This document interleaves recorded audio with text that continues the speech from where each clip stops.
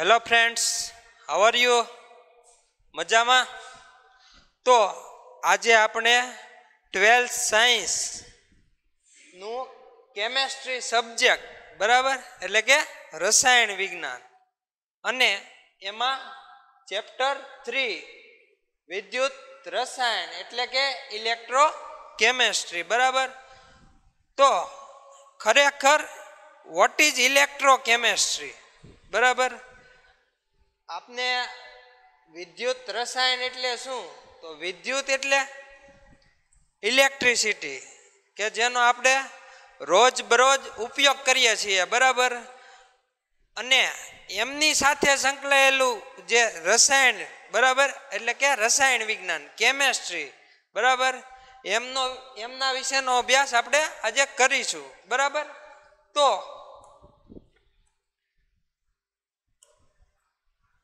સૌ પ્રથમ તો વિદ્યુત, બરાબર, વિદ્યુત રસાયણ, બરાબર, એટલે કે કોઈ રાસાયણિક ઉર્જાઓનો, બરાબર, રાસાયણિક પ્રક્રિયાઓનો ઉપયોગ કરીને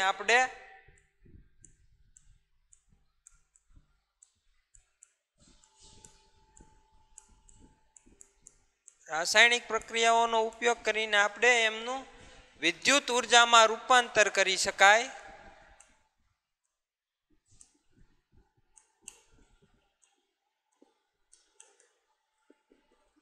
બરાબર.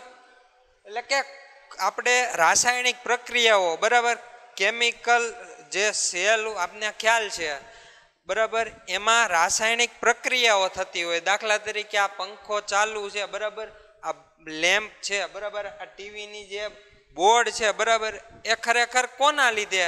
કે એમાં કોઈક રાસાયણિક પ્રક્રિયાઓ થાય છે, બરાબર.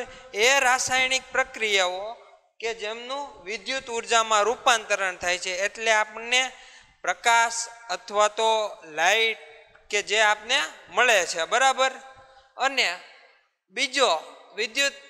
બીજું એક છે કે અમુક કન્ડિશન, બરાબર, એમાં આપણે વિદ્યુત ઉર્જાનું રાસાયણિક ઉર્જામાં રૂપાંતરણ કરી શકીએ,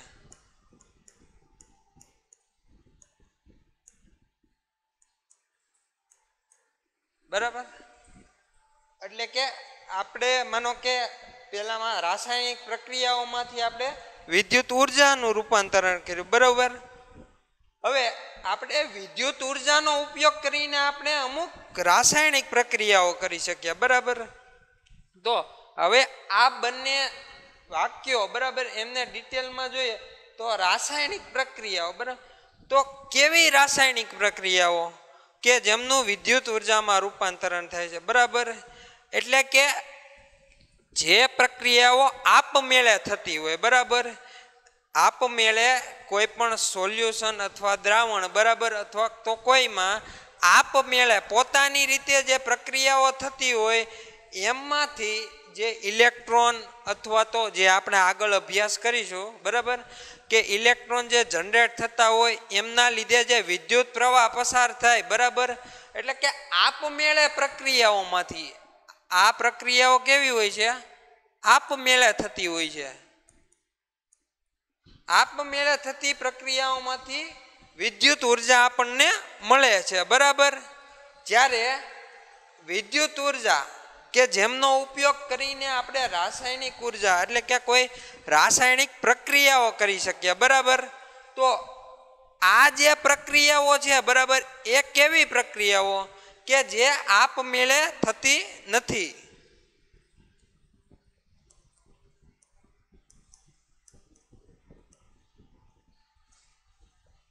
બરાબર. એટલે કે આપણે વિદ્યુત ઉર્જાનો ઉપયોગ આપમેળે કે જે પોતાની રીતે સ્વયંભૂ ના થતી હોય, બરાબર, એ પ્રક્રિયાઓ કરવા માટે આપણે વિદ્યુત ઉર્જાનો ઉપયોગ કરી શકાય, બરાબર. તો આ આપને આવ્યો ખ્યાલ કે ખરેખર વિદ્યુત રસાયણ એટલે શું, બરાબર. હવે વિદ્યુત રસાયણનો ઉપયોગ, બરાબર, એમની અગત્યતા એ ખરેખર છે શું આપણે જોઈએ, બરાબર. તો માનો કે બલ્બ છે કે કોઈ પણ તમે વસ્તુ લઈ લો બરાબર, કે જે આપને પ્રકાશ આપે, અથવા તો માનો કે પંખો છે બરાબર, તો એમનું કાર્ય કરીને જે આપને હવા આપે છે બરાબર.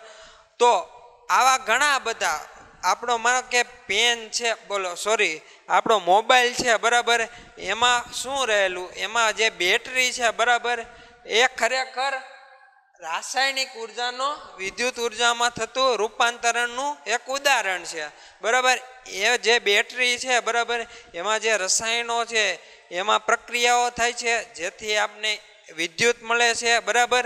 એમના લીધે આપણી જે ડિસ્પ્લે બરાબર એ કાર્યરત રહેતી હોય છે. જ્યારે એક કામ પૂરું થઈ જાય બરાબર, દાખલા તરીકે એ પ્રક્રિયાઓ બંધ થઈ જાય બરાબર, તો આપને ખબર છે કે આપણો મોબાઈલ સ્વિચ ઓફ થઈ જાય બરાબર, અથવા તો કોઈ પણ વસ્તુ હોય બરાબર એ બંધ થઈ જશે બરાબર.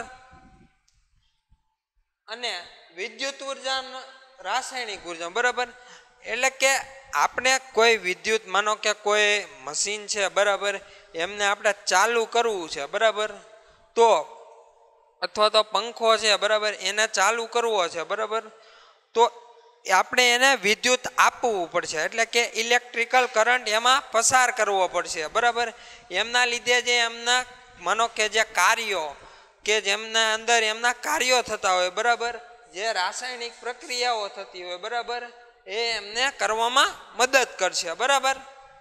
તો વિદ્યુત રસાયણ વિજ્ઞાનનો અભ્યાસ કરતા પહેલા આપણે એમની જે બેઝિક ડેફિનેશનો બરાબર, એટલે કે એમના માનો કે બેઝિક હોય બરાબર, એમના વિશેનો આપને ખ્યાલ હોવો જોઈએ બરાબર. તો ઇલેક્ટ્રોકેમિસ્ટ્રી છે બરાબર, એમનો મુખ્ય આધાર રેડોક્સ પ્રક્રિયાઓ છે.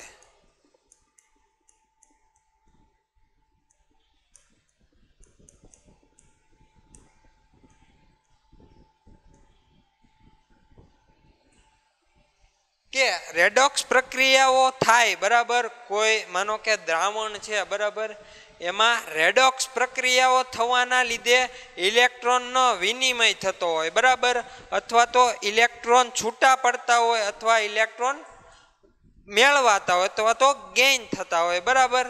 તો રેડોક્સ પ્રક્રિયા જો આ પ્રક્રિયા ના થતી હોય બરાબર, રેડોક્સ પ્રક્રિયા કોઈ પણ સોલ્યુશનમાં અથવા તો કોઈ પણ દ્રાવણમાં ના થતી હોય, તો આપણે વિદ્યુત ઉર્જા અથવા તો વિદ્યુત રસાયણ વિજ્ઞાન વિશેનો ખ્યાલ આવે ને. એટલે કે રેડોક્સ પ્રક્રિયા એમનો બેઝિક એટલે કે એમની પાયાની સંકલ્પના છે બરાબર, એમના ઉપર આખો એમનો આધાર રહેલો છે. આ પ્રક્રિયાઓના મુખ્ય બે પ્રકાર,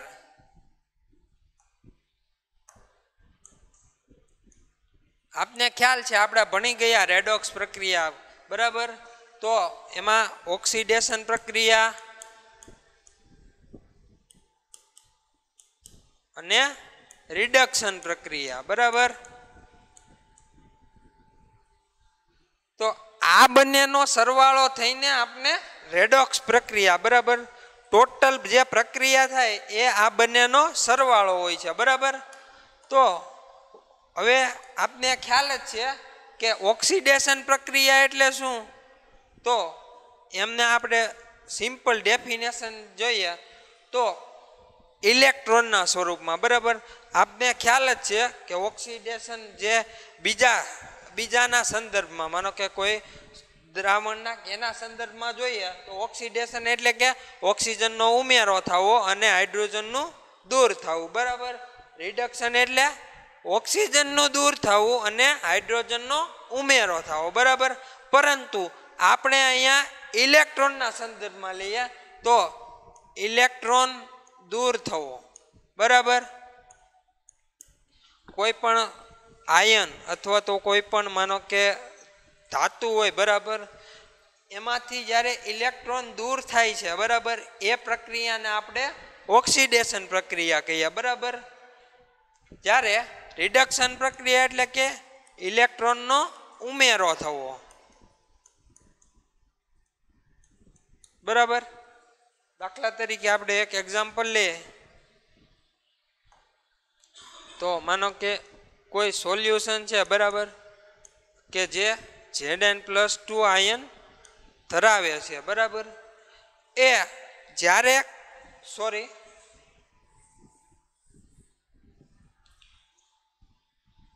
કોઈ માનો કે આપણે મેટલ લઈ લઈએ બરાબર, સોલિડ મેટલ, દાખલા તરીકે કોપર છે કે ઝીંક છે બરાબર, હાલો ઝીંક જ લઈએ બરાબર. તો ઝીંક સોલિડ છે બરાબર. તો હવે ઓક્સિડેશન પ્રક્રિયા થશે બરાબર. કોઈના સંદર્ભમાં ઓક્સિડેશન પ્રક્રિયા થાય તો આપને ખ્યાલ છે કે એમાંથી ઇલેક્ટ્રોન દૂર થશે, એટલે કે એ ઇલેક્ટ્રોન ગુમાવશે બરાબર. તો શું થશે? Zn+2 આયન સ્વરૂપ બનશે બરાબર, અને 2 ઇલેક્ટ્રોન દૂર થશે બરાબર. તો આ થઈ આપણે ઓક્સિડેશન પ્રક્રિયાનું ઉદાહરણ બરાબર. એવી રીતે રિડક્શન પ્રક્રિયા,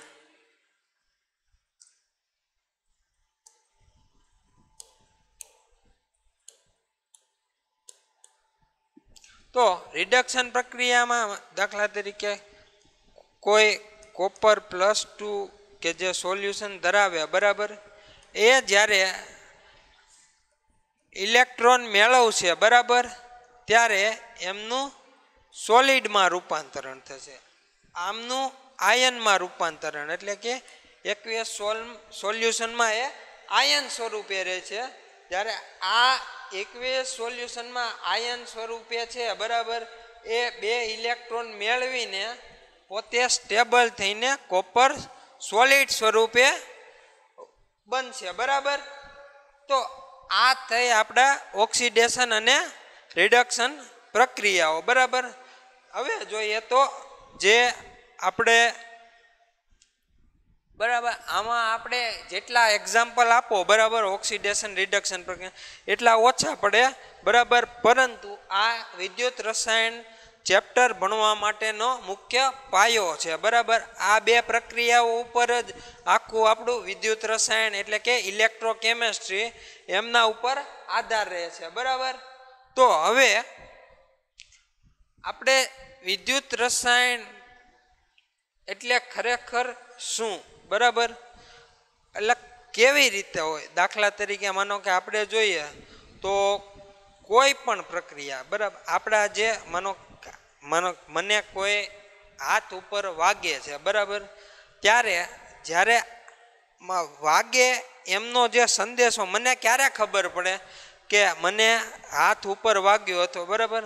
તો આપને ખ્યાલ છે કે જે સંવેદનાઓ બરાબર, એમના જે સંદેશોનું મગજ તરફ વહન થાય છે બરાબર, એ ખરેખર એમાં રાસાયણિક પ્રક્રિયાઓના લીધે થાય છે બરાબર.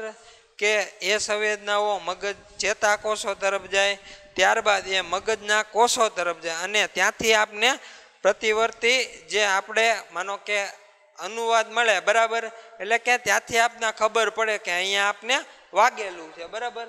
તો આવી ઘણી બધી પ્રક્રિયાઓ બરાબર, એવું નથી કે કરંટ છે, લાઇટ છે બરાબર, એની સાથે જ વિદ્યુત રસાયણ સંકળાયેલું છે બરાબર.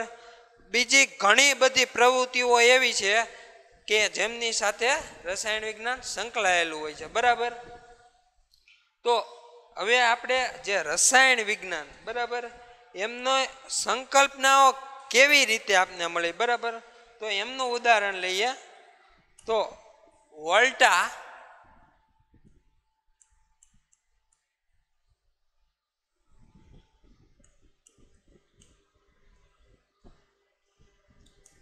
આ વોલ્ટા નામના સાયન્ટિસ્ટે એક પ્રયોગ કર્યો બરાબર. એટલે કે એમણે 2 ધાતુ બરાબર, એ 2 ધાતુના રોડ બરાબર, આ 2 ધાતુના રોડ હોય એમને કોઈ પેપર ઉપર રાખવામાં આવ્યા બરાબર.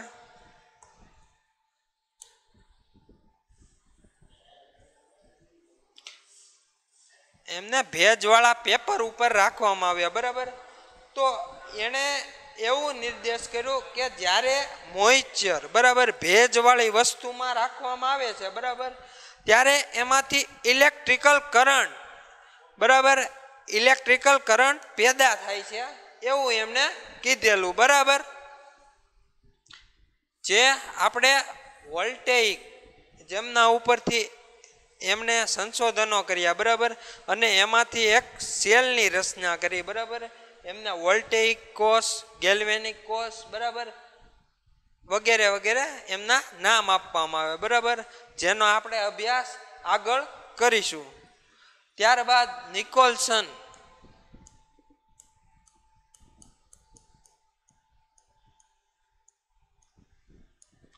આ નિકોલ્સન નામના સાયન્ટિસ્ટે એવું કીધું કે જ્યારે આપણે પાણીના દ્રાવણમાં બરાબર, પાણીમાં આપણે કોઈ વિદ્યુત પ્રવાહ પસાર કરીએ બરાબર, ધારો કે આ પાણી છે બરાબર,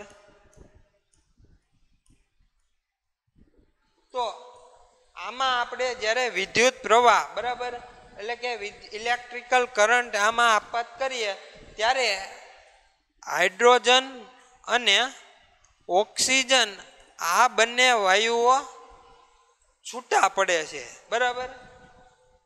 એમને તારણ કાઢ્યું કે તો એક આવું શા માટે થતું હોય, હાઇડ્રોજન ને ઓક્સિજન શા માટે બનતા હોય. આપને ખ્યાલ છે પાણી એટલે H2O બરાબર. તો જ્યારે આમાં ઇલેક્ટ્રિકલ કરંટ પસાર કરવામાં આવે છે બરાબર, તો એ આવું શા માટે થતું હોય. કારણ કે આપને ખ્યાલ છે કે ઓક્સિડેશન અને રિડક્શન પ્રક્રિયાઓ થાય છે બરાબર.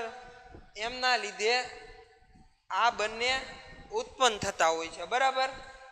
તો આ સાયન્ટિસ્ટોએ પોતાના ખ્યાલો આપેલા બરાબર. હવે આપણે આગળ એમના ડિટેલમાં અભ્યાસ કરીશું બરાબર.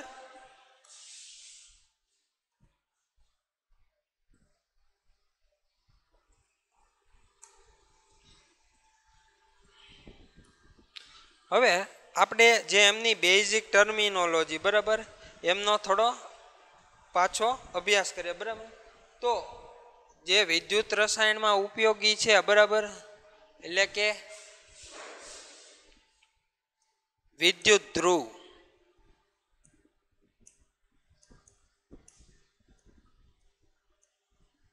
તો વિદ્યુત ધ્રુવ એટલે શું. તો વિદ્યુત ધ્રુવ એટલે કે કોઈ ધાતુની એવી પટ્ટી બરાબર કે જે આપણને જેમના ઉપર આપણે ખ્યાલ છે કે ઓક્સિડેશન અને રિડક્શન પ્રક્રિયાઓ થાય છે બરાબર. તો એ ક્યાં થતી હોય કે વિદ્યુત ધ્રુવો ઉપર થતી હોય છે બરાબર. એટલે કે ઓક્સિડેશન અને રિડક્શન જે પ્રક્રિયાઓ થાય છે કે જે વિદ્યુત ધ્રુવોની સપાટીઓ પર થતી હોય છે બરાબર. વિદ્યુત ધ્રુવોના ઘણા બધા પ્રકાર છે બરાબર, જેનો ખ્યાલ આપણે આગળ ચેપ્ટરમાં જાણીશું બરાબર, કયા કયા પ્રકારો બરાબર. ત્યારબાદ આપણે જોઈએ તો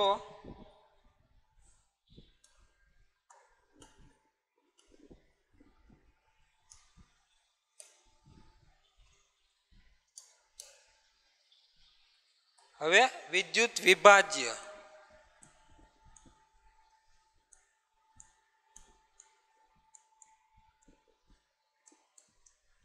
તો વિદ્યુત વિભાજ્ય એટલે શું બરાબર કે એવા દ્રાવણ બરાબર કે જેમાં વિદ્યુત વિભાજ્ય એટલે કે વિદ્યુતનું વિભાજન થતું હોય બરાબર. એમના લીધે વિદ્યુત કાં તો ઉત્પન્ન થતું હોય બરાબર, એમના લીધે જે ઇલેક્ટ્રોન છે બરાબર એનું ટ્રાન્સફરન થતું હોય બરાબર. જેવા કે આપણે જોઈએ તો કોપર +2 છે બરાબર એકવીએસ, અથવા Zn+2 એકવીએસ બરાબર. તો જે આવા દ્રાવણો છે બરાબર, આવા દ્રાવણો કે જેમાં પ્રક્રિયાઓ થતી હોય છે બરાબર, એમને આવા દ્રાવણોને આપણે વિદ્યુત વિભાજ્ય દ્રાવણો કહેવામાં આવે છે બરાબર. હવે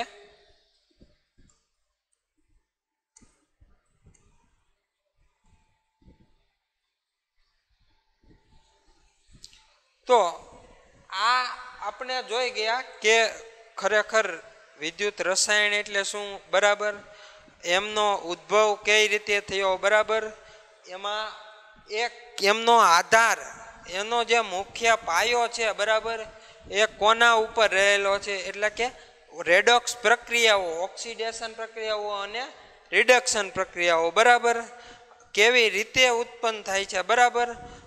આ બધી તમામ પ્રક્રિયાઓ બરાબર કેવી રીતે થાય છે, કેમ થાય છે બરાબર, એમનો ખ્યાલ આપણે આગળ ભણીશું બરાબર.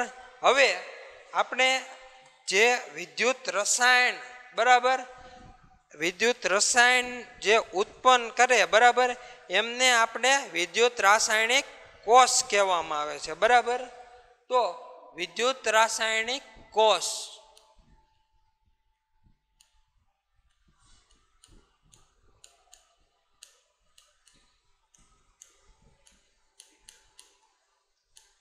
બરાબર. આ વિદ્યુત રાસાયણિક કોષના ઘણા બધા પ્રકાર છે. તો આપણે જોઈએ તો એમના મુખ્ય બે પ્રકાર છે.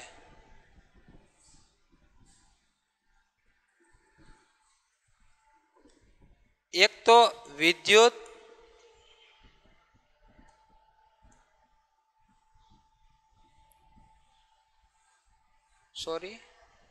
રાસાયણિક કોષ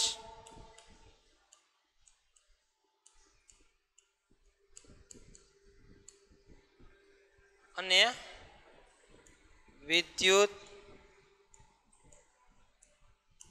વિભાજન કોષ બરાબર. રાસાયણિક કોષને આપણે વીજ રાસાયણિક કોષ પણ કહેવામાં આવે.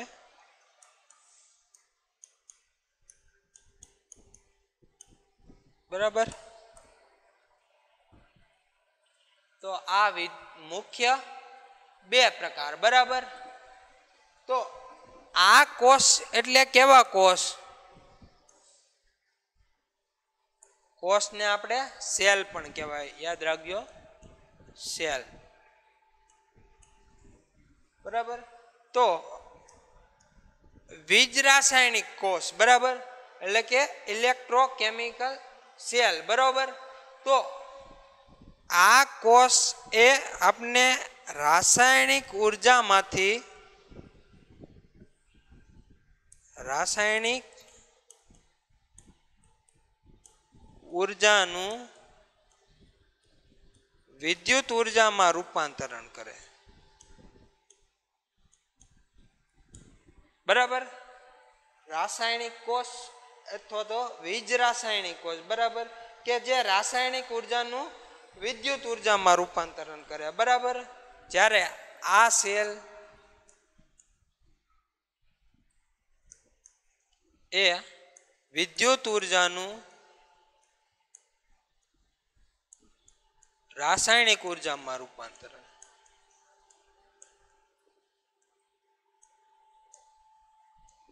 બરાબર. આપને ખ્યાલ જ આવી જાય વિદ્યુત વિભાજન એટલે કે વિદ્યુતનું વિભાજન થવું બરાબર. વિદ્યુત વિભાજન થઈ વિદ્યુત ઉર્જાનું એ રાસાયણિક ઉર્જામાં રૂપાંતરણ કરે બરાબર. હવે એમના ખરેખર આ બંને કેવી રીતે થતી હોય, બંને કેવી પ્રક્રિયાઓ છે બરાબર, એમનો આપણે આગળ એમના જે તફાવત છે એમાં અભ્યાસ કરીશું બરાબર. અત્યારે આપણે એમના પ્રકારો જોઈએ કે વીજ રાસાયણિક કોષ અને વિદ્યુત વિભાજનીય કોષ બરાબર. તો આપણે વીજ રાસાયણિક જે કોષો છે બરાબર એમના મુખ્ય બે પ્રકાર છે.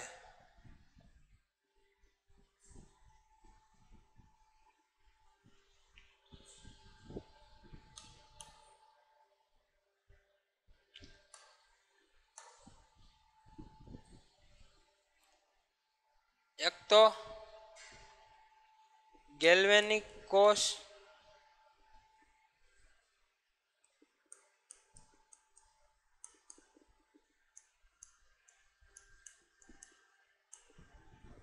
અને સાંદ્રતા કોષ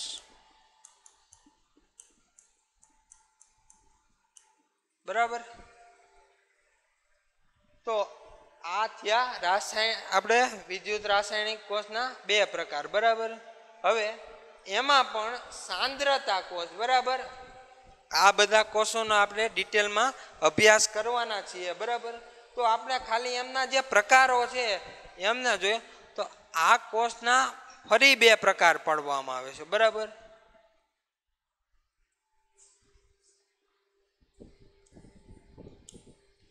વિદ્યુત ધ્રુવ સાંદ્રતા કોષ અને વિદ્યુત વિભાજ્ય સાંદ્રતા કોષ,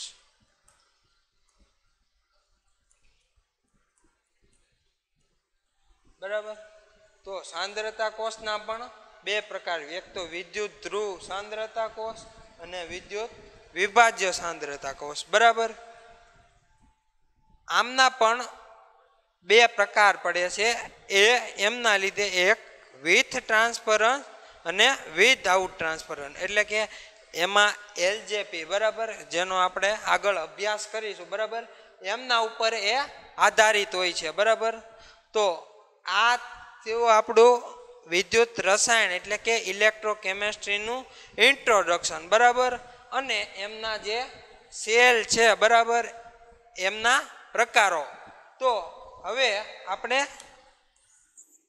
નેક્સ્ટ લેક્ચરમાં ગેલ્વેનિક કોષો, બરાબર, ત્યાંથી આપણે શુભ શરૂઆત કરીશું. એટલે